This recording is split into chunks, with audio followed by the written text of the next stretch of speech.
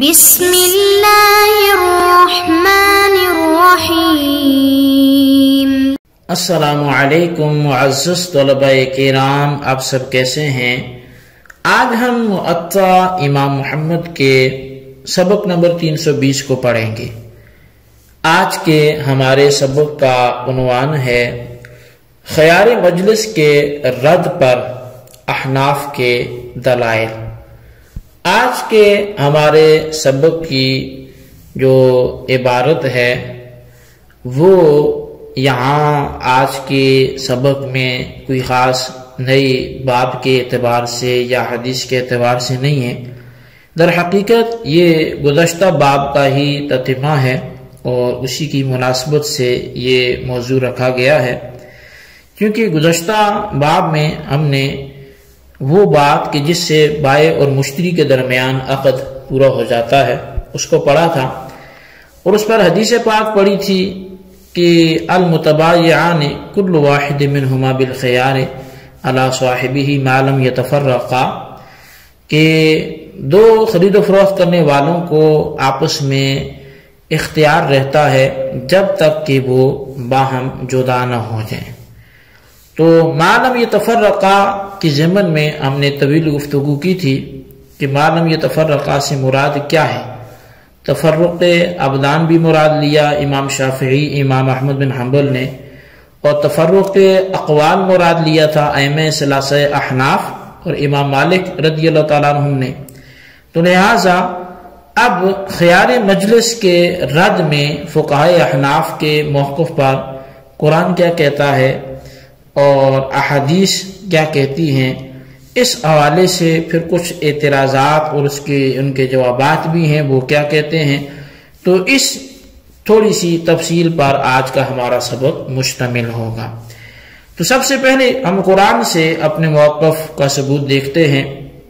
اللہ تبارک و تعالیٰ سورہ نساء آیت نمبر 29 میں ارشاد فرماتا ہے، یا ایھا الذین آمنوا لا تأکلوا اموالکم بینکم بالباطل الا ان تکون تجارۃ عن تراض منکم، فرمایا اے ایمان والو آپس میں ناحق مال مت کھاؤ، البتہ تم باہمی رضامندی سے تجارت کر سکتے ہو۔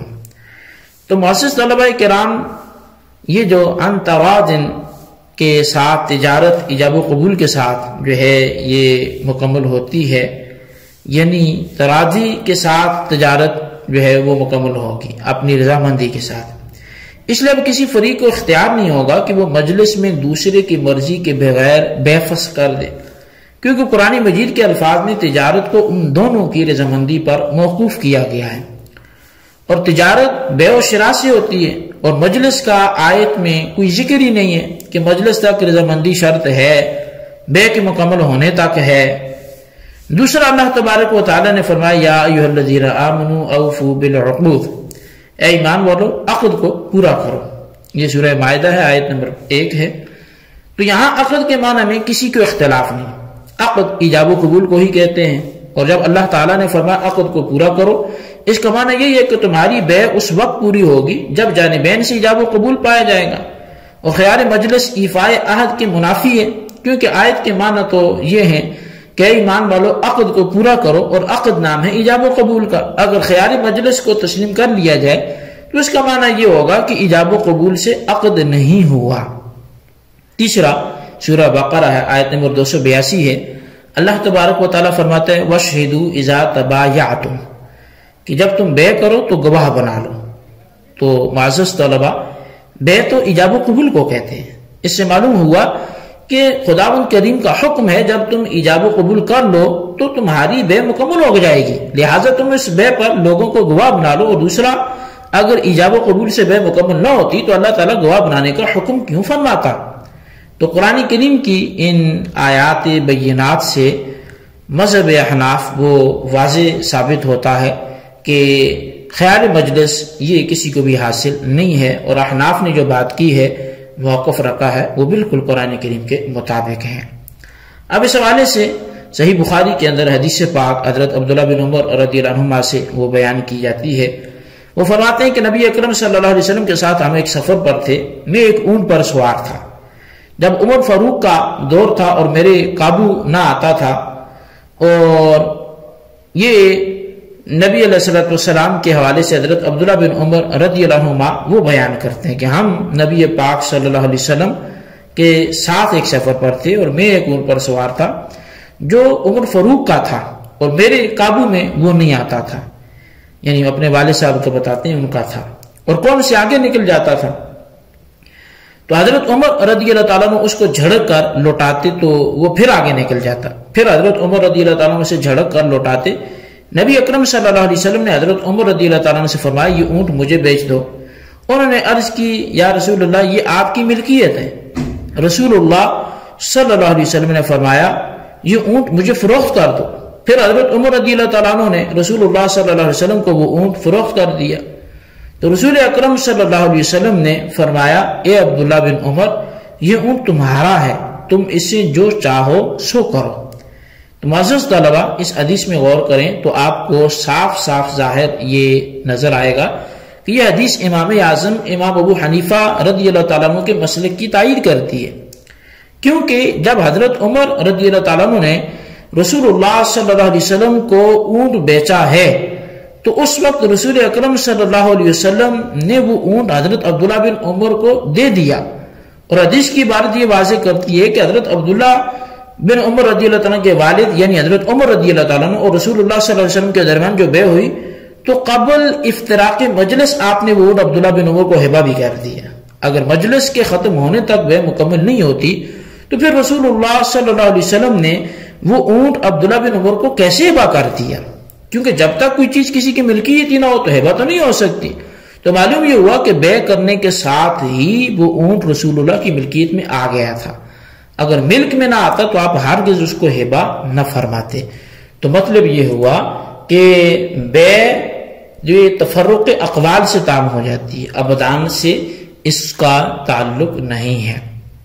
دوسری حدیث جو امام مسلم نے صحیح مسلم میں روایت کی، حضرت جابر ابن عبداللہ رضی اللہ تعالیٰ عنہ بیان کرتے ہیں کہ رسول اللہ صلی اللہ علیہ وسلم نے فرمایا جب تم اناج خرید لو تو اس پر پورا قبضہ کرنے سے پہلے اسے مت فروخت کرو۔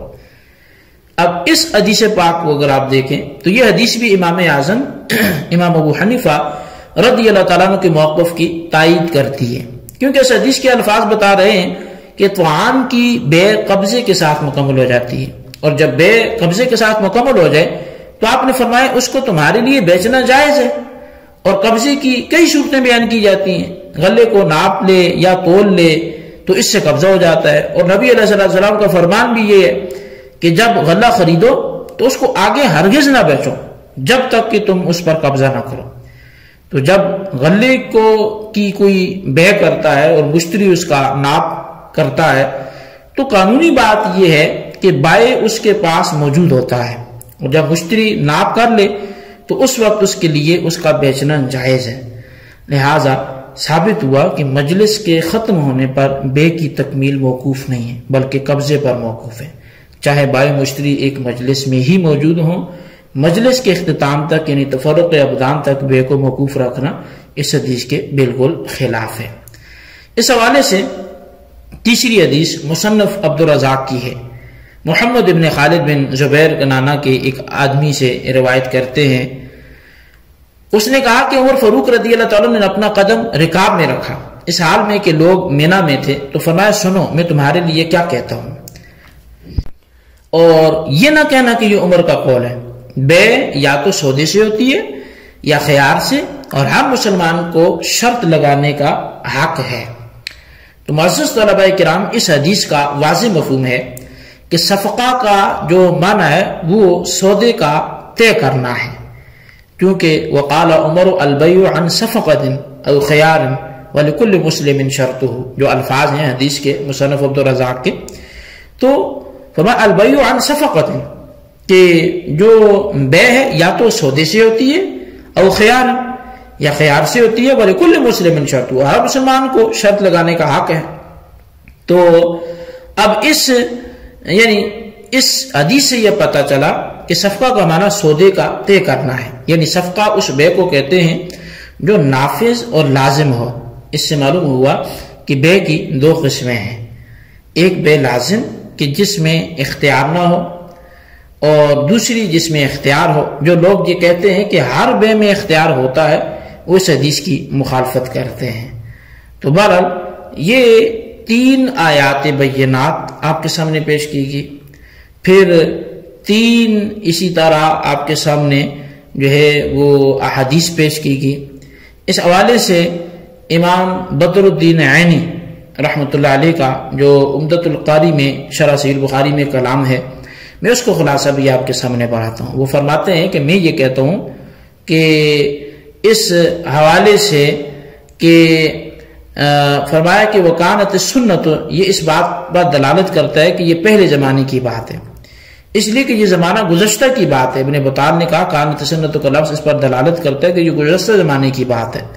بل اس زمانے میں کہ جس میں ابن عمر نے یہ فعل کیا، یہ تفرق بالابدان متروک ہے. اور اب یہ جتنی بھی یعنی ان کی عبارت کی تفصیل ہے تو وہ تفرق بالابدال کو متروک کہہ کے تفرق اقوال کو مراد لیتے ہیں. تو بہرحال یہ حاصل کلام یہ کہ جو احناف نے موقف اپنایا ہے تفرق اقوال کا، وہ نہ صرف قرآن کے مطابق ہے، حدیثوں کے مطابق ہے، بلکہ وہ قرآن و حدیث اور آثار اور سلف و خلف کے نظریات کے بالکل مطابق ہے. اللہ تبارک و تعالیٰ سے دعا کرتے ہیں جو ہم نے پڑھا سنوں سے یاد رکھنے سمجھنے کی توفیق نصیب فرمائے. آمین بجاہ نبی الامین صلی اللہ علیہ وسلم.